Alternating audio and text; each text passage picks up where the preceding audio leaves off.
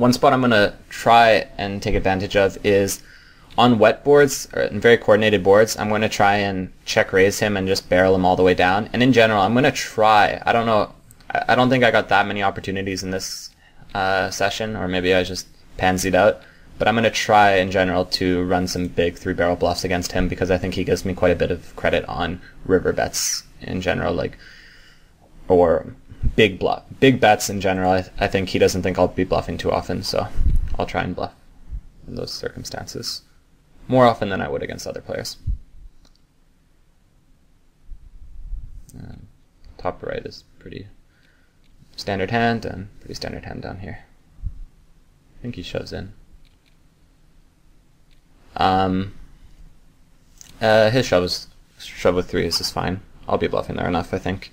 Another thing that I think I forgot going into this is that he is actually pretty aggressive against 4-bets, so I'm not going to 4-bet bluff him too much.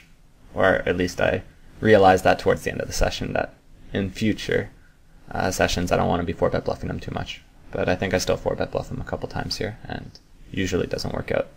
On the bottom left, it's kind of an annoying spot because it's very rare that I'll be bluffing here, but whatever. Just got to bet and not expect to get called too much. His check calling range on the turn is mostly going to be like 8s, or like pocket 7s maybe, or king high. And I decided to bet big and hope that, I don't think that'll change his calling range too much. I either have the ace or I don't, and hope that he decides to make a hero call. But I expect him to fold here most of the time, and I expect him to fold if I bet 10 pretty much as often. Hands like ace-9 suited or ace-9 offsuit are good candidates to 3-bet against a player like this, because you can make some decently strong pairs in 3-bet pots and feel pretty comfortable just going with it.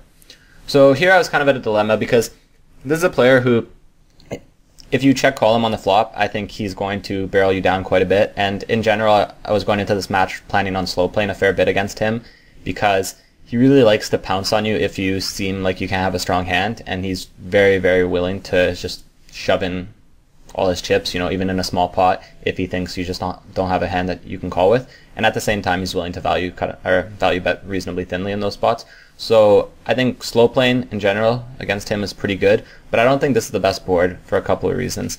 Number one, I just have so many aces. If I check call the flop and turn, I just have so many aces, and I don't think he's going to really try and bluff me off an ace all that often on the river. And secondly, it just looks really suspicious when I check raise him on this flop, so I think I prefer a check raise to a check call on this particular board, but there will certainly be a lot of boards that I'll be willing to slow play on.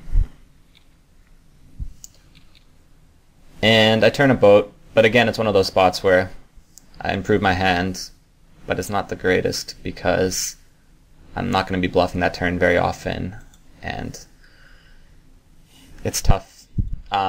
It's tough for me to really get called down too late on that turn, because I really don't think, if I bet, I think he'll fold almost everything but an ace if I bet here. So I decided to check with that in mind, and I think he is the type of player who's just going to float this flop and then take a stab on the turn. So I played it in a weird way, but I actually like the way I played it. It's very unconventional though. And on the bottom left here, I call the turn, and I like the way I play this hand too. Okay, so on the top left, I decide, so the options to check call or check raise, obviously. I think that when you check call, he just never bluffs that river. Like, it's so impossible really for you to have a hand that's check calling the turn and then folding the river. For the most part, you're almost always going to have trips that are slow playing. So I think that check calling doesn't really ever get money out of his bluffs, and at the same time, it's possible that he's doing something weird. Maybe he's betting like ace-4 and then he check back the river with it, thinking I don't check call the turn with and river with worse than ace-4 or something along those lines. So I think that my best bet is just to check raise him really small and hope that he thinks I'm suspecting a float here, which I would, and I actually don't think that check raising him small in this situation is too bad a play with air at all. So I decided to just check raise him small and hope he decides to spaz out with, you know, there's basically no money behind. And on the bottom left, I decided to turn my hand into a bluff. I think he'd mostly bluff that river if he had a bluff, so I think he's got a made hand that beats mine, and pretty much everything came in here. So he doesn't really beat anything unless I'm turning ace high into a bluff, which I didn't think he would think I was doing that often, but apparently he did. Well, it's tough to say, actually.